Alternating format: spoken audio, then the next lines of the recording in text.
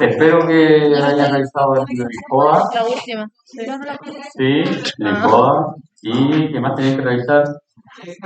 Canvas, porque cambiamos el calendario. Cedimos a las presiones de algunos, porque prometieron realizar una acción cívica y social. No sé si quieren poner esto con Sí, otra, sí, porque se me por va eso derecho.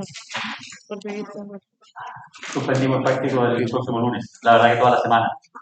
¿Ya? Así ustedes pueden ir, cumplir con su deber social, cívico, y luego regresar tranquilamente el lunes acá a Concepción. Si no tienen problema estar viajando el domingo, que puede ser complicado, básicamente la salida de bus, después que no sea muy regular y van a quedar ahí atrapados, ¿ya? Entonces, en atención a eso, no digan que yo los presioné a que después opten por alguna de las determinaciones que hay que tomar, no. Fueron libres. Ya. Bien, señores, entonces, no traje, ¿dónde tengo? Se teoriza muscular 1. ¿Qué hora es? Estamos bien, estamos ahora.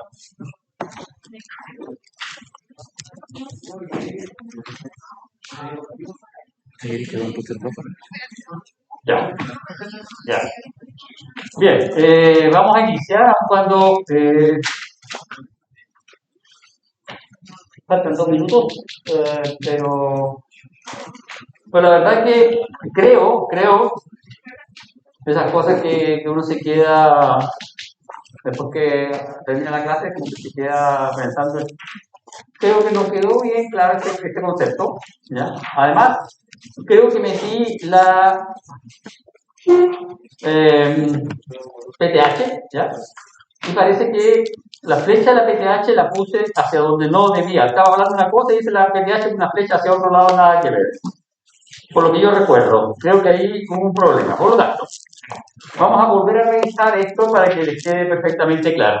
Primero vamos a hacer, como ya no importa si nos pasamos un poco en las clases teóricas porque corrimos todos los prácticos, tenemos el espacio para avanzar.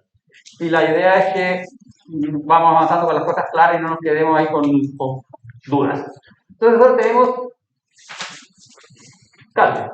Tenemos calcio y tenemos que regularlo. Y el calcio se regula por las tiroides a través de 2 vías.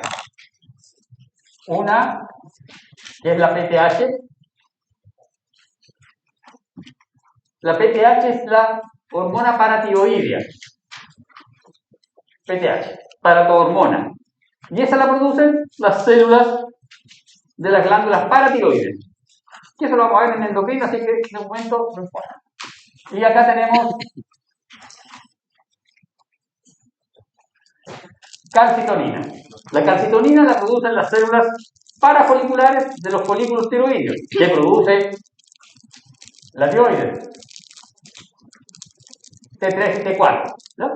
Entonces tenemos calcitonina y PTH. Cuando hay mucho calcio en la sangre, se libera calcitonina. ¿Y qué hace la calcitonina? La calcitonina actúa sobre nuestro osteoblasto. Y esta calcitonina hace 2 cosas en este osteoblasto.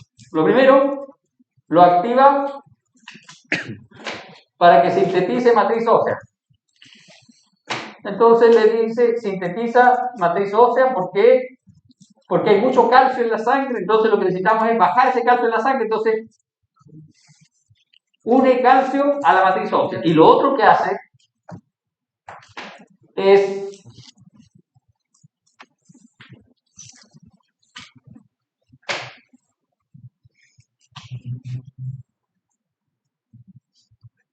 bloquear el trabajo del osteoclasto. Recuerden que el osteoclasto resorbe matriz ósea y el osteoclasto libera calcio a la sangre. La sangre tiene mucho calcio, entonces necesitamos bloquear la función del osteoclasto. Y y activan la síntesis. Entonces, cuando estamos viendo esto, ¿qué es lo que sucede aquí, en este esquema? En este esquema, si nosotros tenemos acá los osteoclastos formados, lo que hace no es actuar sobre los osteoclastos que ya están formados, sino que evitar la nueva formación de osteoclastos. Recuerden que los osteoclastos son producto de la fusión de estos monocitos y los osteoclastos se activan cuando la matriz ósea tiene que ser resolvida. Entonces lo que hace este osteoblasto cuando recibe calcitonina, empieza a sintetizar matriz y libera OPG, la osteoprotegerina. Y esta OPG bloquea este receptor RANKL, entonces evita la diferenciación de nuevos osteoclastos.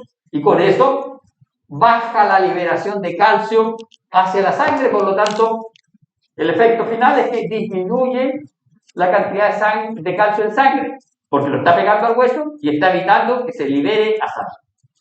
¿Qué hace la PTH?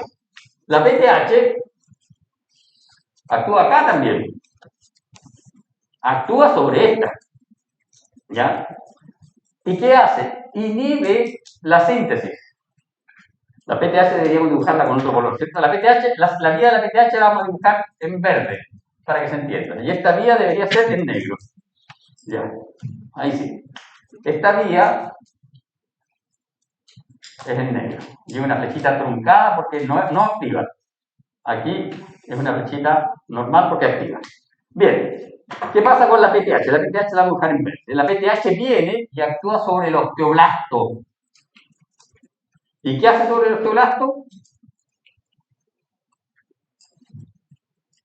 Es una flechita truncada también. Bloquea la función del osteoblasto. El osteoblasto deja de sintetizar matriz ósea porque hay poco calcio. La PTH se libera cuando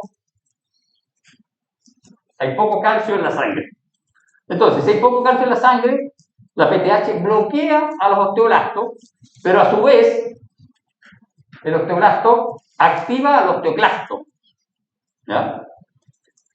Aquí hay dos vías. Una, que el osteoblasto libera interleuquinas, y la otra es que el osteoblasto deja de sintetizar OPG.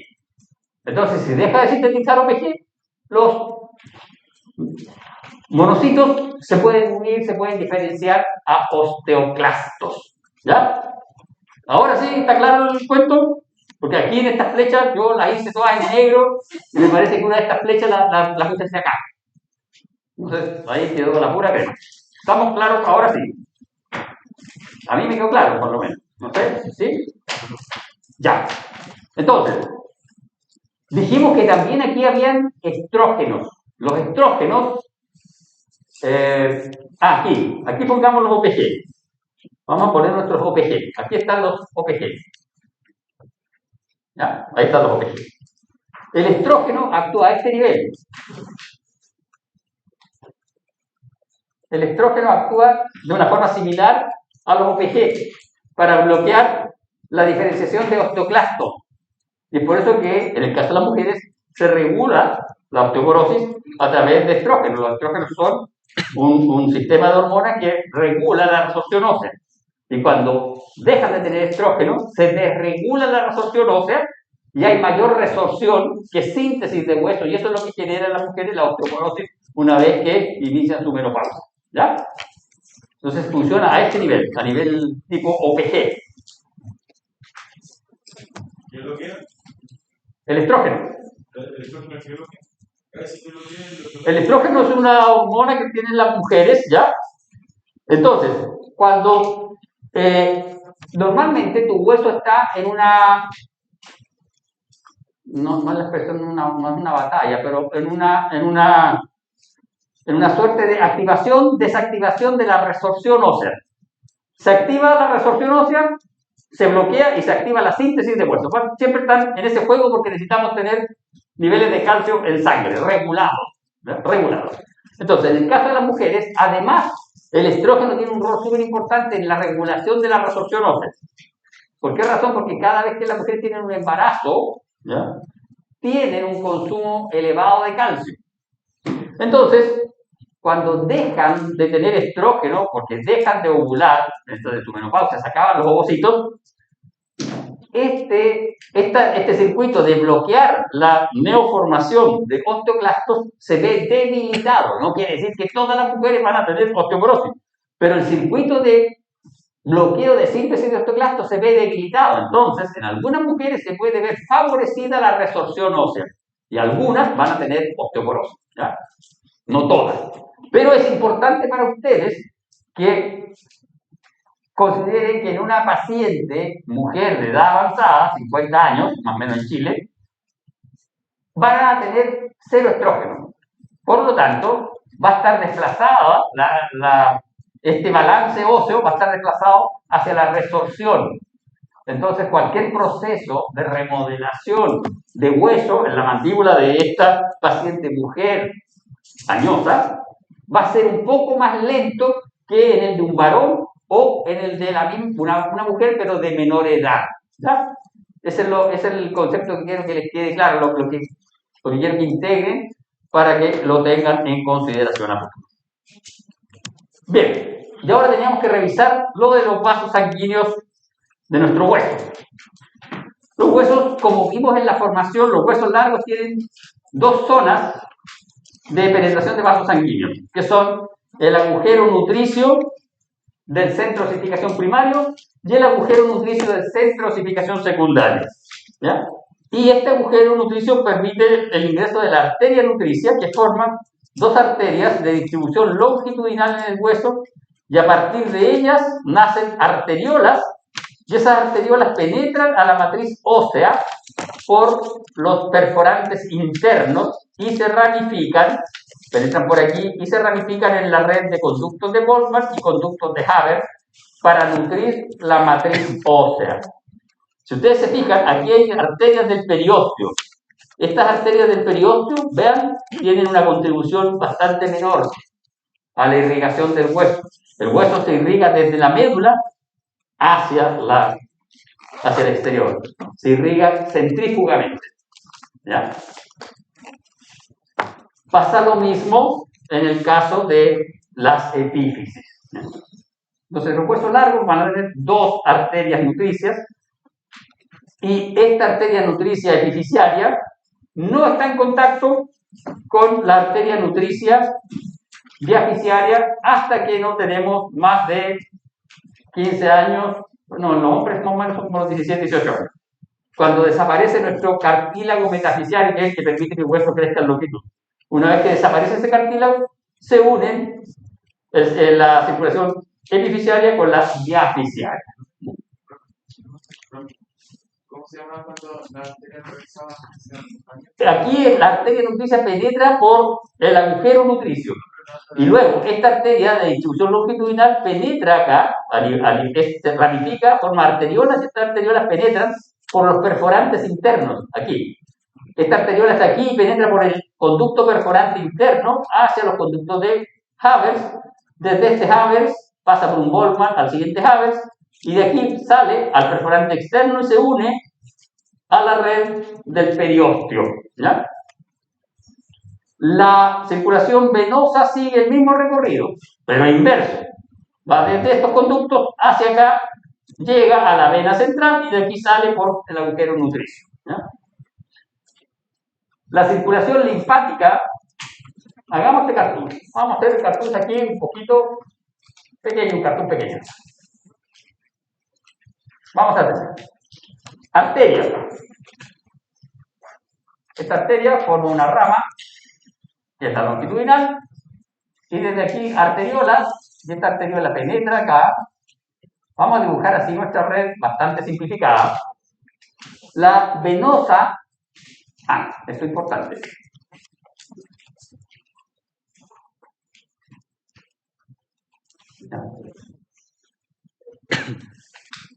La venosa hace el camino inverso.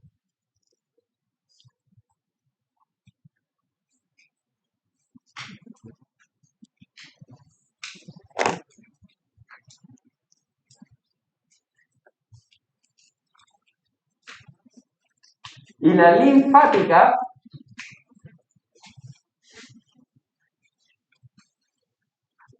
¿qué hace la linfática? Entra al hueso, sale del hueso.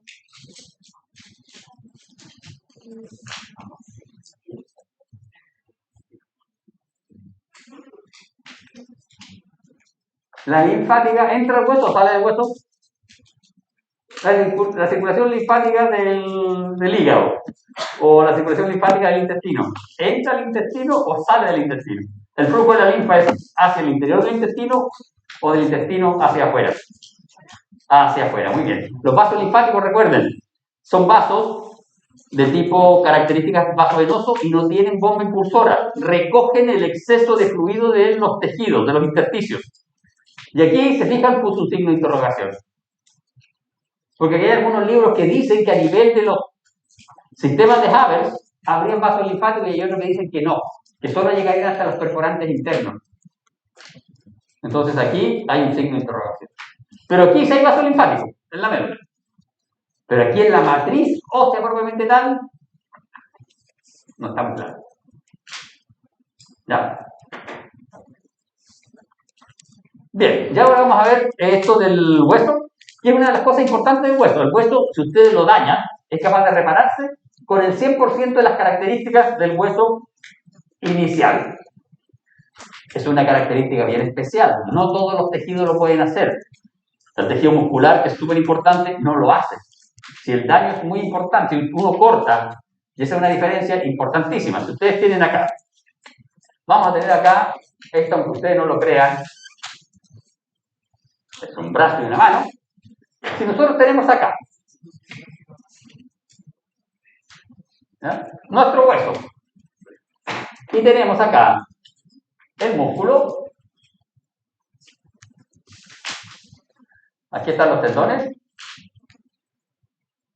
Si yo realizo un corte aquí, así, el tejido muscular, si yo lo corto en ese sentido, no se va a reparar bien y ese brazo va a dejar de tener movilidad. Y si la tiene, no va a ser una movilidad muy controlada, ¿ya? En cambio, el hueso sí se va a regenerar perfectamente. ¿Ya? Esa es la diferencia.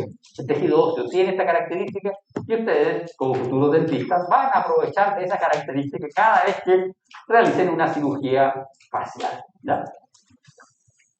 Entonces, ¿qué es lo que primero sucede? Nosotros tenemos un daño en el hueso y ese daño en el hueso genera liberación de sangre porque el hueso es vascularizado. Entonces, si se rompe el hueso, todos los vasos sanguíneos que están en los sistemas de Haber, en los sistemas de Bowman, sangran. Y eso produce un coágulo sanguíneo que estabiliza medianamente el tejido óseo. Lo estabiliza. Al poco rato el hueso está medianamente estabilizado. Y aquí es importante volver a ese hueso a su posición normal. ¿Por qué razón? Porque este coágulo lo estabiliza y luego se va a formar un callo de tejido conectivo denso, luego se forma tejido conectivo fibroso y luego se forma cartílago, una mezcla de cartílago hialino y cartílago de tipo fibroso, para consolidar los dos pedazos de hueso. Ahora, si uno no volvió esos dos trozos de hueso a su direccionalidad original, se va a formar hueso como hayan quedado y se va a soldar chueco o se va a soldar mal, ¿ya? Y es por eso lo importante de inmovilizar una pieza ósea. Uno la inmoviliza para que la reparación se produzca en el sentido que uno la quiera, ¿ya? Y es por eso que cuando hay jóvenes que tienen la mordida invertida, uno puede cortar los huesos de las mandíbulas, separarlo un poquito, inmovilizarlo, y se regenera y va a tener la regeneración de la mandíbula y va a poder compensar la mordida invertida, ¿ya? Cuando es muy grave, si no, uno puede poner unos brackets y se compensa. Entonces, coágulo de sangre, callo conjuntivo, y ya el hueso está medianamente consolidado, pero aquí es importante, y ustedes en clínica lo van a aprender, en patología lo van a aprender, en fisio también, los tiempos, porque uno siente que el hueso está consolidado, pero no está consolidado para trabajo mecánico, que es un poco lo que yo les contaba. Los futbolistas, se lesiona un futbolista, son 5 meses, y no 5 meses porque el futbolista no pueda caminar en esos 5 meses, no, a los 2 meses el futbolista puede caminar. El hueso se está reparando, pero la reparación que tenemos es de hueso esponjoso y hueso compacto inmaduro, que no tiene las trabéculas. Entonces, si yo fuerzo ese hueso, tengo dos posibilidades. Uno, que se dañe el crecimiento y se pierda la línea de crecimiento y se desarrolle mal, chueco, o dos, que se vuelva a dañar el hueso, ¿ya? Y vuelva a tener el daño. Entonces, normalmente esto es un día. Estos son 5 o 6 días, aquí como al mes. Pero el trabajo real, la carga mecánica real para una pierna, son varios meses, ¿ya? Son más de un mes. Pasa lo mismo con una mandíbula. Ustedes van a tener tejido conjuntivo ahí a las semanas, si tu paciente es joven. Pero eso no quiere decir que ustedes pueden autorizar, si hicieron una cirugía importante, a su paciente a masticar, a comerse, comillas, un membrillo, por ejemplo. ¿Ya? Entonces, esta secuencia de eventos, ustedes las tienen que saber. Aquí en histología las vamos a mencionar solamente. En fisiología probablemente van a haber todos los factores. En patología probablemente van a haber mayor casos. Y en clínica probablemente van a volver a conversar sobre esto. Entonces, esta es la secuencia para recuperar nuestro hueso y la particularidad del tejido óseo. Es capaz de regenerarse al 100%. ¿Ya? Lo daña y se recupera inmediatamente. Bien. Y aquí está esta diapo, que así parece solita, pero la verdad es re compleja. Vamos a explicar la mitad de la diapo porque la otra mitad es fisiología. Nosotros hemos dicho que la matriz del hueso está mineralizada y por eso no la podemos ver en histología. Hay que sacarle los minerales, hay que desmineralizar con ácidos débiles, etcétera, para poder verla en histología. ¿Ya? Ahora, ¿cómo es que un tejido conectivo, un colágeno, se asocia con un cristal, que son las hidroxiapatitas, con una sal cristalizada? ¿Cómo ocurre eso? Para que una sal cristalice se necesita una concentración altísima de la sal. ¿Y cómo nosotros en un tejido conectivo logramos esa concentración de esa sal? ¿Ya? Entonces, ese es un fenómeno bien interesante. Resulta que el tejido óseo tiende a acumular estas sales de fosfato y calcio, ¿ya? Pero aún así, con la acumulación normal que realizan los osteoblastos en ese tejido, el tejido en sí no es capaz de generar nucleación del fosfato y el calcio para formar los precristales de hidroxiapatita. No hablemos de cristales de hidroxiapatita, sino que los precristales. Estos fenómenos de polimerización de sales necesitan un punto crítico. Pasado ese punto crítico empieza a haber polimerización, ¿ya? Pero para conseguir ese punto crítico necesitamos tener una concentración crítica elevada, más allá de lo normal. Entonces tenemos que tener una suerte de secuestro de estas moléculas para poder, en esa zona en donde están secuestradas, aumentar su concentración, ¿ya? Y eso lo hace el osteoblasto a través de la secreción de vesículas matriciales. Estas son pequeñas vesículas que secreta el osteoblasto que tienen membrana. Son como la secreción de las glándulas apocrinas. Son pequeñas vesículas con membrana. ¿Y cuál es la característica de esta membrana? Tienen una proteína. Esta proteína, que es interesante, porque esta proteína une estas vesículas al colágeno. Entonces, las deja en la proximidad. El osteoblasto está sintetizando el colágeno y luego secreta las vesículas matriciales que se pegan al colágeno que está en la proximidad.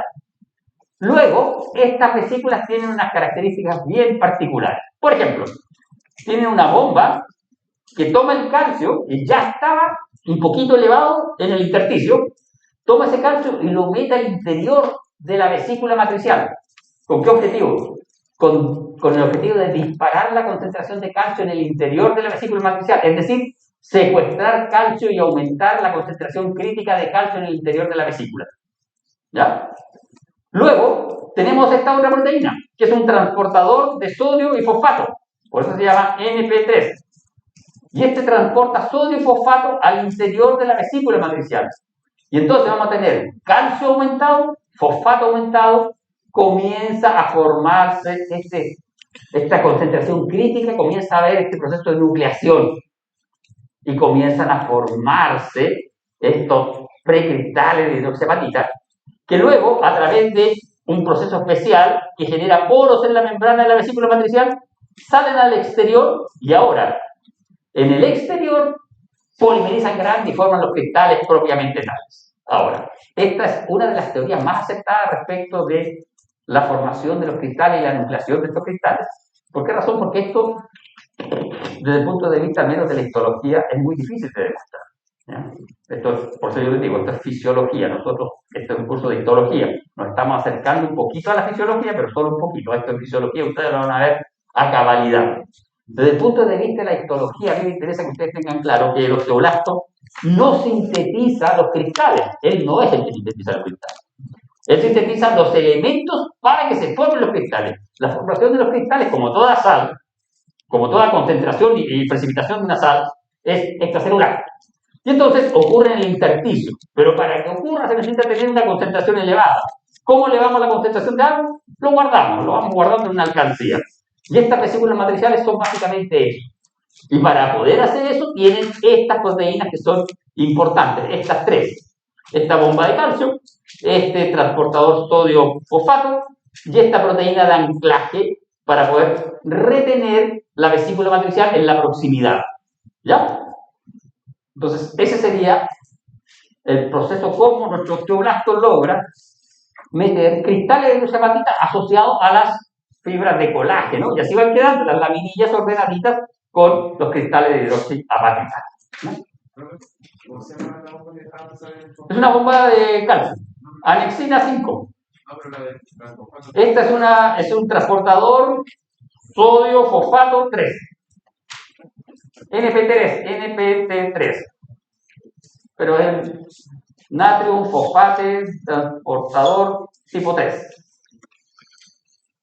Bien, esto es lo que teníamos que revisar de huesoblasto, que nos había quedado olvidado y había quedado medianamente mal explicado.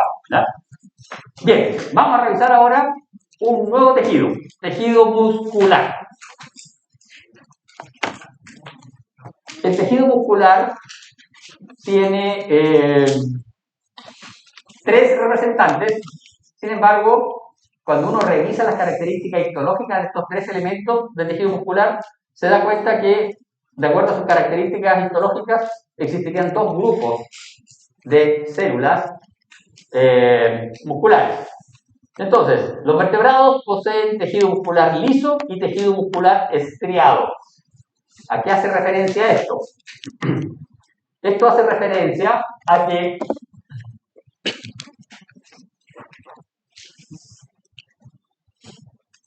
las células musculares en su citoplasma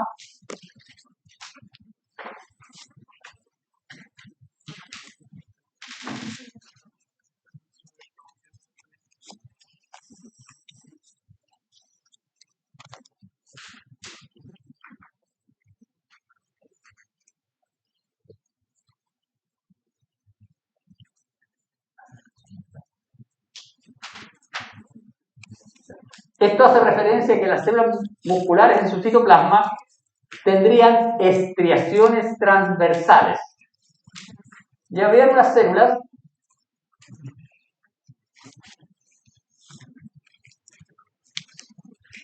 etcétera,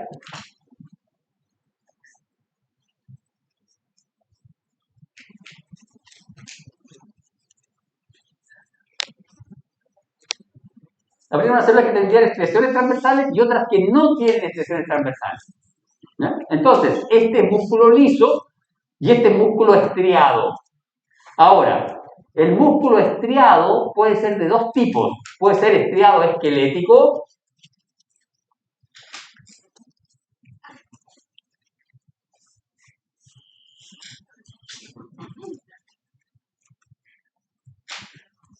o puede ser estriado cardíaco. El músculo liso son células mononucleadas de citoplasma homogéneamente teñido y de tamaño máximo 500 micras de longitud.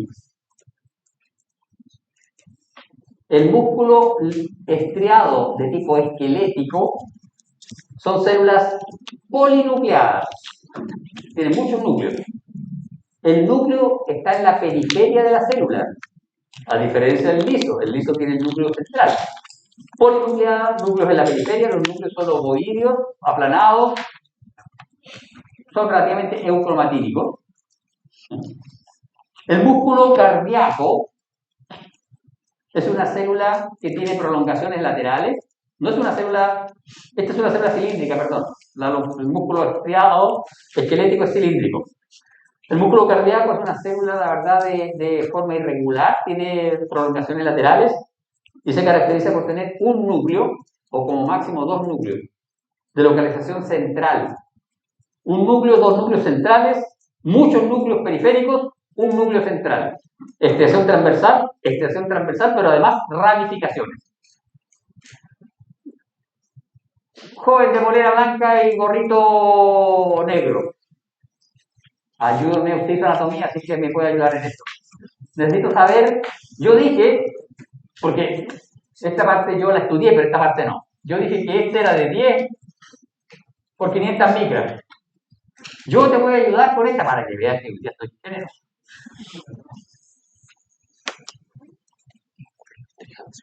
Esta célula tiene 100 a 200 micras de diámetro, pero necesito saber la longitud. Esta célula tiene 10 micras de diámetro por 500 de longitud.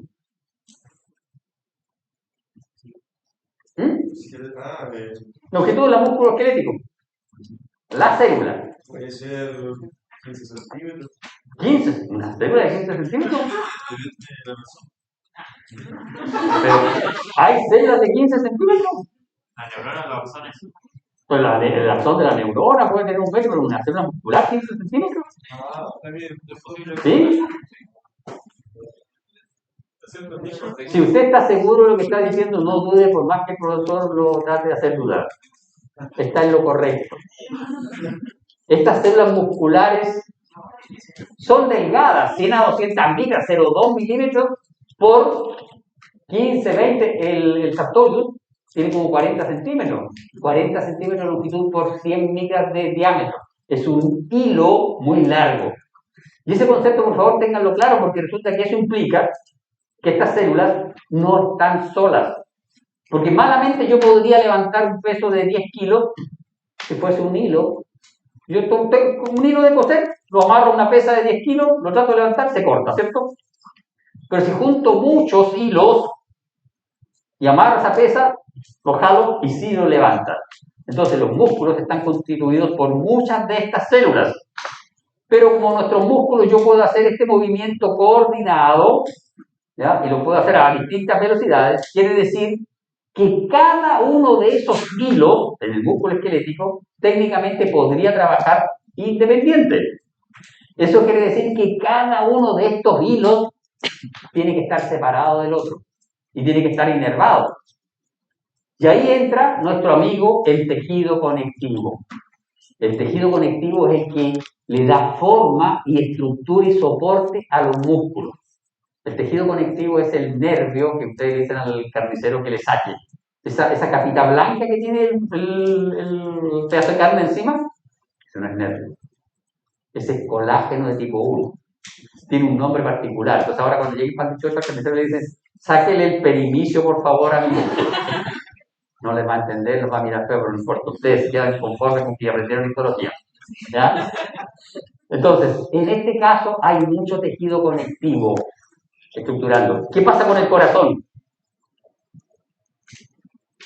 Esta también tiene como 100 micras de diámetro por... Y aquí algunos textos dicen que miden un par de centímetros.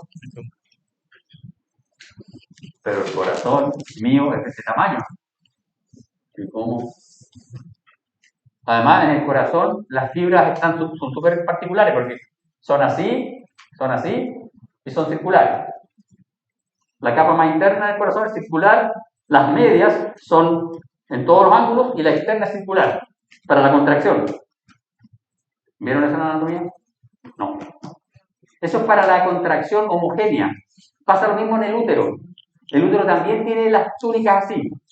En el estómago también hay una túnica muscular longitudinal, una circular y hay una oblicua. Es muy sencillo esto. Si ustedes tienen que trabajar todo el día haciendo esta presión así, si las fibras están así se van a fatigar. Las horas que están entre estas fibras se van a fatigar.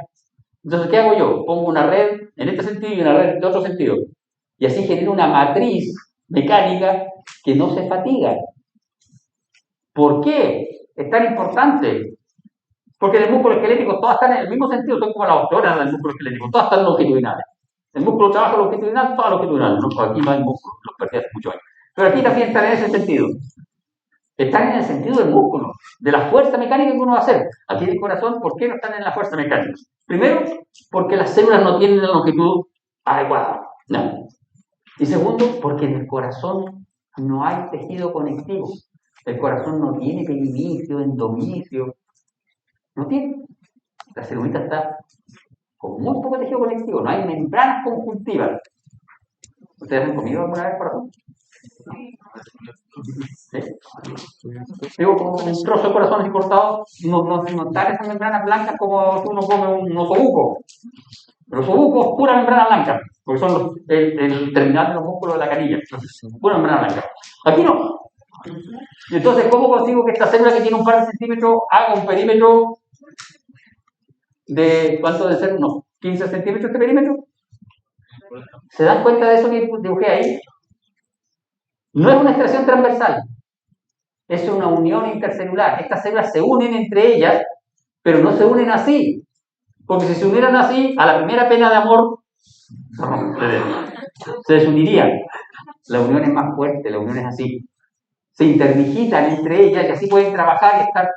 Tienen en cuenta ustedes que sus neuronas descansan cuando ustedes duermen. A menos que tengan pesadillas por el certamen de esto, pero descansa la neurona. El corazón no puede descansar. Está trabajando, ustedes están durmiendo, el pobre corazón está ahí latiendo. Sus células se unen así. Y eso forma una unión bien especial en esta célula que se llama banda escaleriforme o disco intercalar. Y con estas bandas, estas células generan puentes y pueden tener la longitud adecuada para poder cubrir todo el perímetro del corazón. ¿Ya? Entonces estas son más pequeñitas.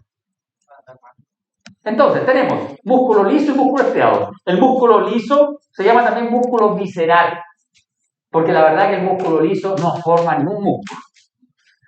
No hay ni un músculo que sea de músculo liso.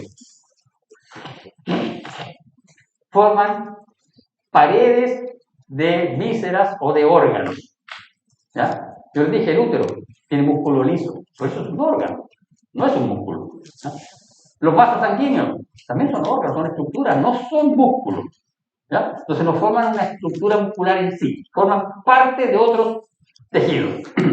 Y el músculo esquelético forma nuestro esqueleto axial y el músculo cardíaco está restringido a nuestro corazón. Y aquí están los cartoons, ¿se fijan? Tiene ramificaciones, extensiones transversales, núcleo central. Ah, pequeños detalles, ¿se fijan? Miren, en los dos polos del núcleo hay unos hoyitos blancos, y eso es porque se ve así en histología. En esos hoyitos blancos el corazón almacena glucógeno. Una junta glucógeno en el corazón. ¿Por qué junta glucógeno en el músculo cardíaco ahí, en esos espacios blancos? Por si falta oxígeno, por si falta ATP, realiza hidrólisis de ese glucógeno y produce ATP. Claro que después duele el corazón y se infarta un poco, pero lo puede hacer. Y si no me creen que el corazón puede hacer eso y el corazón hace eso y no se daña mucho, ¿verdad? El tejido muscular puede hacer lo mismo. Si yo lo mando aquí a correr hasta el almacén de París y volver acá, su tejido muscular que no está acostumbrado a hacer eso, va a hacer lo mismo que el corazón. Va a usar el glucógeno, que también tiene glucógeno almacenado. Pero les va a producir mucho ácido láctico y cuando se sienten aquí van a estar temblando sus músculos y van a doler mucho por el ácido láctico. El corazón no produce ácido láctico, pero igual se daña un poquito. ¿Ya? Tiene glucógeno ahí y además aquí en las células del corazón almacenan un pigmento que es lipofucsina, que es un pigmento que le permite al histólogo saber si la muestra de corazón es de una persona añosa o no, porque este es un pigmento que es producto del desecho metabólico de la célula muscular cardíaca y se almacena en la célula muscular cardíaca. Y ese pigmento es fluorescente, entonces si yo analizo un tejido de corazón con luz fluorescente, voy a ver fluorescencia cerca de los núcleos. Y inmediatamente yo sé que ese corazón es viejo. Es decir, mi corazón tiene mucha lipofucsina, el de ustedes no. ¿Ves? Ustedes no tienen lipofucsina. Les puedo sacar envidia que ustedes no tienen lipofucsina. No es ninguna gracia tener lipofucsina, pero bueno, ya me tengo que vanagloriar. Bien. Nosotros sabemos que las células animales no tienen 60 centímetros de longitud. ¿Cómo lo hizo esta célula para tener ese centro de microlongitud? Básicamente porque esta célula, en su origen, no es una célula ya cilíndrica, sino que es una célula redondita, que se llama mioblasto. Cuando uno es un recién nacido, no, ni siquiera un recién nacido, cuando uno es un embrión, las células mesenquimáticas se diferencian a mioblastos, ¿ya? Y estos mioblastos son células redondas, y estos mioblastos comienzan a fusionarse uno con otro y forman unas estructuras largas que se llaman miotubos, ¿ya? Y asociadas a los miotubos se quedan unas células mesenquimáticas que van a formar unas células que se llaman células satélite. Esas células satélites, que son poquitas, las que se quedan, y tienen capacidad mitótica pero baja, son las células que ayudan a la regeneración del tejido muscular. Y es por eso que si el daño del músculo es pequeño, las células satélites lo pueden reparar. Pero si es muy grande, las células satélites no alcanzan a repararlo y llegan los fibroblastos y tapan eso, así a los maestros chasquillas, lo tapan con colágeno para que pase viola, ¿ya? Entonces, tenemos nuestro miotubo. Pero si ustedes revisan el miotubo, tiene núcleos centrales. Es polinucleado, pero tiene los núcleos centrales. ¿Qué sucede con el miotubo? El miotubo es la célula muscular esquelética inmadura. No tiene capacidad contráctil. Para tener capacidad contráctil necesita tener un elemento que le permita disminuir su longitud. Y ese elemento son las miofibrillas, ¿ya? Y las miofibrillas están constituidas por proteínas. Son proteínas, dos proteínas, la actina y la miosina. Y entonces, para poder contraerse y hacer la fuerza, y cuando uno quiere impresionar a la compañera de curso y levanta 100 kilos, necesita tener harta miosina y harta actina en su célula muscular. Entonces, esta célula muscular comienza a sintetizar activamente estos elementos contráctiles, estas dos proteínas. Y como su función es mecánica, desplaza los núcleos. Comienza a desplazar los núcleos y finalmente los núcleos terminan en la periferia y todo el citoplasma se llena de estas proteínas contráctiles. Es lo mismo que si ustedes toman un cable de cobre, lo miran por dentro, por fuera tiene que puede ser azul, roja, verde, dependiendo del color, pero adentro tiene un montón, 100, 200 filamentos delgaditos de cobre. Cada uno de esos filamentos delgaditos de cobre sería uno de estos, una miofibrilla, ¿ya? Entonces eso es lo que hace esta célula. Y ahora, con eso, desplaza los núcleos y todas las organelas, o la mayor parte de las organelas, tipo mitocondrias, se quedan muchas de ellas aquí. Y las otras se van a quedar entre medio de estos elementos que son las miofibrillas. Y con eso consigue que su citoplasma sea intensamente eosinófilo. Las células musculares, esqueléticas y cardíacas tienen un citoplasma eosinófilo. La célula muscular esquelética tiene un citoplasma fuertemente eosinófilo, la cardíaca tiene un citoplasma eosinófilo un poquito menos fuerte que el de la muscular esquelética. ¿Por qué razón? Porque tiene menos miofibrillas por unidad de superficie que la célula muscular esquelética. Pero tiene que trabajar más, porque tiene menos. Un sinsentido, ¿cierto? Se equivocó la naturaleza. Ayúdeme, corríjame, ¿se equivocó la naturaleza? ¿Me equivoqué yo? ¿O esto tiene algún sentido que no somos capaces de ver? Yo dije que esta célula muscular esquelética desplazaba sus organelas. Algunas las dejaba aquí. ¿Qué organelas necesitamos para contraer ATP? Si estamos contrayéndonos de vez en cuando, necesitamos ATP de vez en cuando nomás. Y por eso yo les dije, si ustedes van corriendo al almacén París o hasta la vela aquí, sus células musculares van a necesitar más ATP de lo que están usando todos los días. Entonces se van a esforzar y van a generar daño en el tejido muscular. La célula muscular cardíaca dijo, no, hay que ser más inteligente. Si no está contrayendo todo el día y todos los días de la vida, porque si dejo contraer me mato al individuo, tengo que sacrificar una cosa. La cantidad de elementos contráctiles versus la cantidad de mitocondrias y la cantidad de organelas que me permiten sintetizar ATP. Entonces, por eso es que la muscular cardíaca es un poquito menos eosinófila que la muscular esquelética, ¿no? Bien, y aquí está, nuestra fibra muscular en relación con un músculo. Un músculo es un cable, ¿ya? Entonces, este es nuestro músculo, Externamente los músculos tienen una cubierta de tejido conectivo que la gente vulgarmente en el supermercado le llama nervio, pero es una membrana conjuntiva que es de color blanco. El colágeno queda blanquito. Y ese es el nervio que el carnicero le saca cuando uno compra un robalito, un músculo de la canilla de la vaca. Eso blanquito. Eso blanquito es el epimicio. Entonces, vamos a dibujar este músculo de aquí. Este músculo de aquí lo vamos a sacar, ¿ya? Este músculo lo sacamos y lo revisamos cortado transversalmente. Entonces, el músculo va a tener tejido conectivo por fuera, que le da soporte estructural. Y este tejido conectivo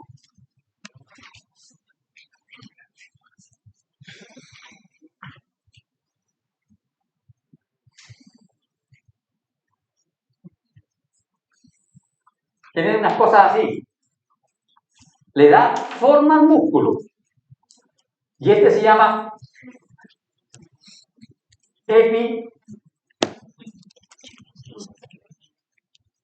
epimicio. Epi, porque es el que está en la periferia, es más externo. Y micio, porque es muscular. Epimicio.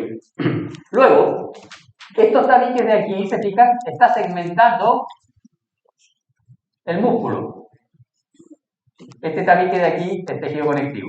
Y este tabique genera una parcelita. Este músculo tiene 1, 2, 3, 4, 5, 6, 7, 8 parcelitas. Cada parcelita está delineada y delimitada de la otra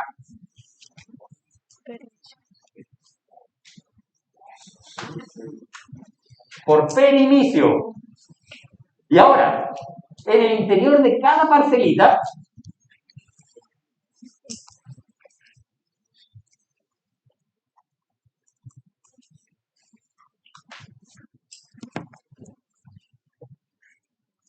cada célula muscular está separada de la otra por una parcelita de tejido conectivo mucho más delgadita.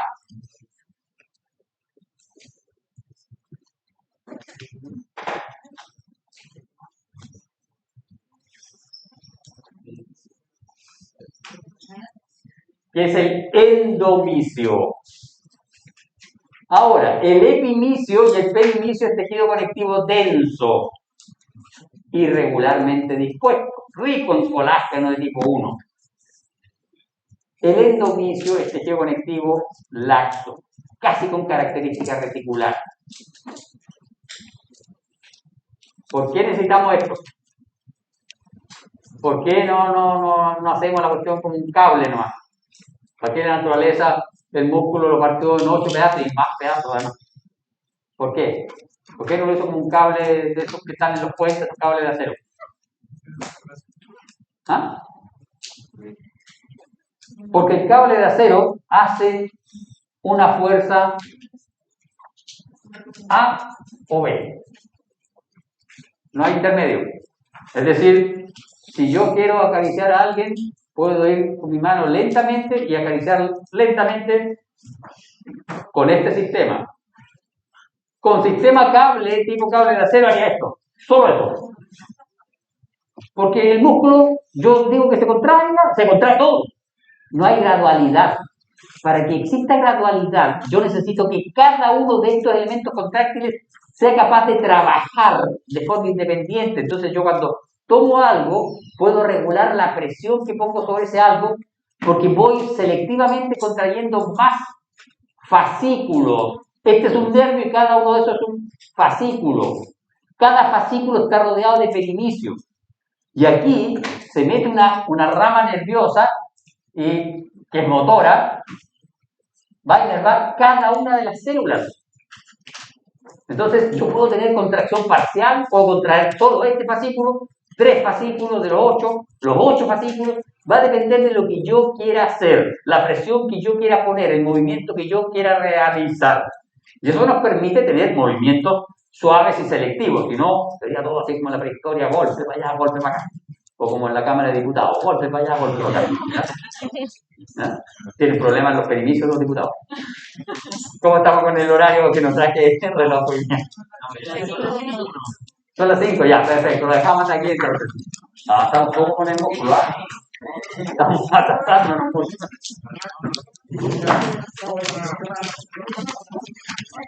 Pero bueno, les queda claro por lo menos.